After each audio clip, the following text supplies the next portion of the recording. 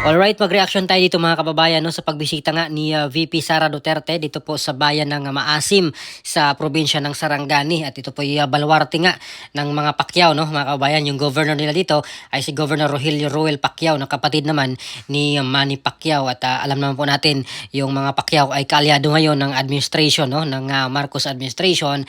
And still, ang daming mga tao na sumalubong kay VP Sara Duterte dito mga kababayan sa pagbisita niya. Simula doon sa may entrada sa labas, sa kalsada, papasok dito sa kanilang gymnasium ay talagang dasok yung tao, no, mga kababayan. At napansin nga po natin ay mukhang or muntikan na pong natumba si VP Sara, no, dahil sa pag-push ng mga tao na makalapit sa kanya ay tila na ano siya mga kababayan, no, na bigla siya na out of balance at buti lang nahawakan siya ng mga security guard niya dyan sa likod mga kababayan at sa gilid, no, nakahawak po siya. Kaya hindi na po siya natumba, no, mga kababayan. So ganito po talaga yung sitwasyon.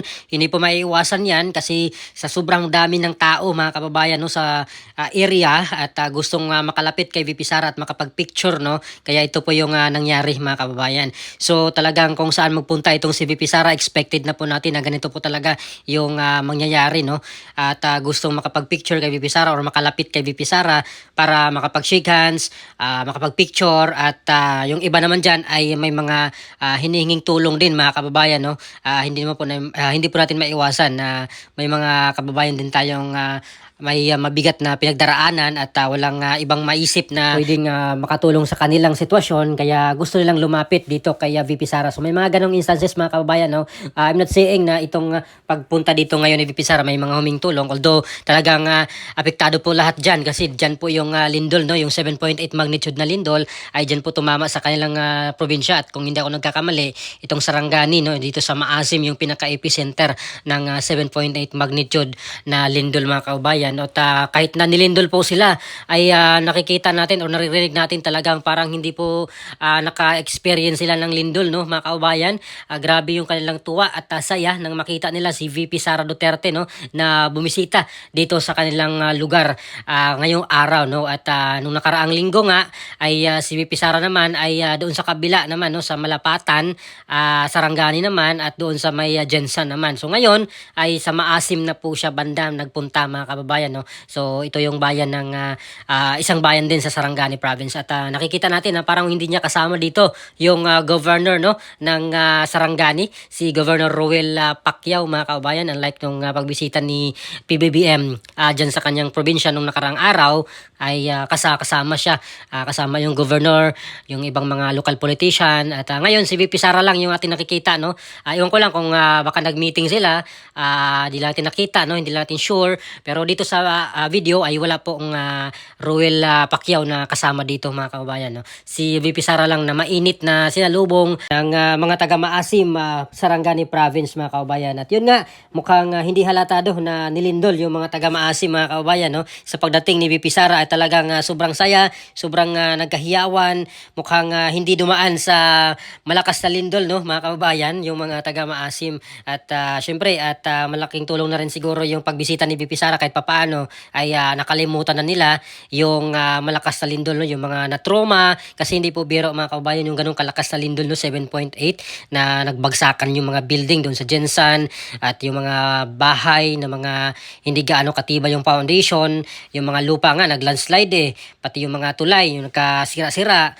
Paano pa kaya yung mga bahay na mga ordinaryong Pilipino lang? So talagang nasisira din yun mga kababayan, no. At good thing nga dito sa pagbisita ni VP Sara kahit papaano ay masaya sila mga kababayan, no. At hindi lang po mga matatanda mga kababayan, no, yung mga nandyan na gustong makita si VP Sara at gustong makalapit makapag-picture, no, pati mga kabataan na talagang sumiksik rin mga kababayan, no, makapag-picture lang kay VP Sara at yung iba ay pumatong na doon sa mga sasakyan, doon sa bubong ng sasakyan para makita nila or masilayan nila si VP Sara kasi talagang ang daming tao, no, dito sa Sarangani or sa Maasim Sarangani. At si VP Sara nung umaga pa lang ay galing na po siya ng Davao Occidental, no? Namigay na rin po siya ng mga ayuda doon sa taga Jose Abad Santos, Davao Occidental, at naulanan pa nga po siya kasi meron siyang hinintuan doon sa isang bahagi ng kalsada na may mga nakaabang na mga bata, ay talagang hinintuan niya mga kababayan, no? Maulan-ulan po yun, at dumiretso pala siya dito sa Maasim, sa Sarangani Province. So ano po masabi niyo dito mga kababayan sa pagbisita ni VP Sara, no, sa Maasim? Kasi nung nakaraan sa Malapatan po siya nagpunta, tiningnan niya doon yung mga kababayan dito na apektuhan din ng lindol, at yung mga may pamilyang nasawi ay binisita rin niya doon sa Lamay, at syempre yung tulong ng OVP ay hindi rin nawawala mga kababayan, no.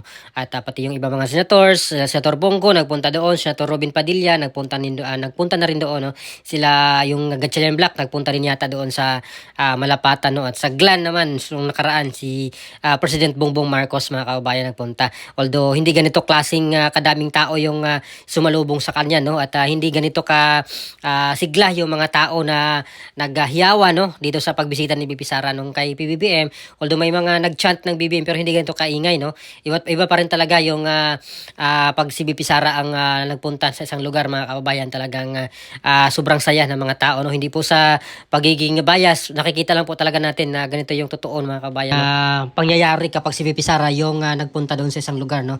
At partida wala pa pong bitbit na mainstream media itong si VP Sara mga kababayan, no. Siya lang yung nagpunta doon, wala siyang hawak ng mga media or walang bitbit ng mga mainstream media. Yung mga tao mismo yung nagvi-video, no mga kababayan, sa buong kaganapan sa kanyang pagbisita sa isang lugar, no, like doon sa ibang mga politiko na may mga kasamang mga media. At itong kay VP Sara talaga solo flight po siya mga kababayan. So ano po masabi nyo dito sa pagbisita ni VP Sara, no, dito sa Maasim Sarangani, na kung saan ay dinumog po siya ng napakaraming mga taga Maasim, no. At please comment down below. Maraming salamat. God bless po sa ating lahat.